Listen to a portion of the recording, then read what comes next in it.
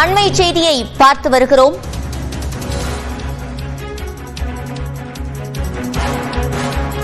ஆளுநர் வசம் நிலுவையில் இருந்த 10 மசோதாக்களும் சட்டமானதாக தற்போது அரசிதழில் வெளியிடப்பட்டிருக்கிறது.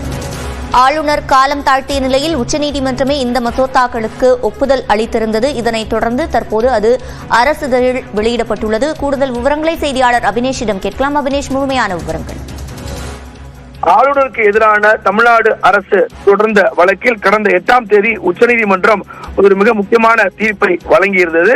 அந்த அடிப்படையில் ஆளுநரிடம் இருந்த அந்த 10 மசோதாக்களும் அமல்படுத்தப்படும் என உச்சநீதிமன்றம் அளித்த தீர்ப்பினுடைய நகல் நேற்று வெளியானது. 415 பக்கங்களை கொண்ட அந்த தீர்ப்பு நேற்று வெளியான நிலையில அந்த ஆளுநர் வழக்கின் தீர்ப்பு நகல் தற்போது தமிழ்நாடு அரசிதழில் வெளியிடப்பட்டிருக்கிறது.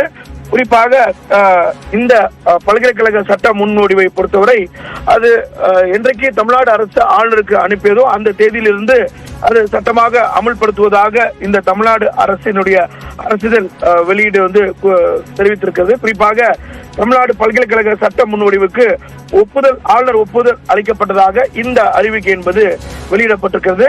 கடந்த 2023ஆம் ஆண்டு நவம்பர் 18ஆம் தேதி அன்று ஆளுநர் ஒப்புதல் அளித்ததாக கருதி இந்த அரசிதழ் என்பது வெளியிடப்பட்டிருக்கிறது. கடந்த 8ஆம் தேதி இந்த மிக முக்கியமான தீர்ப்பை உச்சநீதிமன்றம் வழங்கிய நிலையில தீர்ப்புடைய முழு நகலும் நேற்று 415 பக்கங்களுடைய நகலும் வெளியாக இருக்கக்கூடிய நிலையில இந்த அரசிதழை தமிழ்நாடு அரசு தற்போது வெளியிட்டிருக்கிறது. அந்த அடிப்படையில தமிழ்நாடு பல்கலைக்கழக சட்ட முன்வடிவுக்கு ஆளுநர் ஒப்புதல் அளிக்கப்பட்டதாக கருதி இந்த அறிவிக்கையை தமிழ்நாடு அரசு அரசிதழாக வெளியிட்டிருக்கிறது. சிவரஞ்சனி, விவரங்களை வழங்கியமைக்கு நன்றி அபினேஷ்.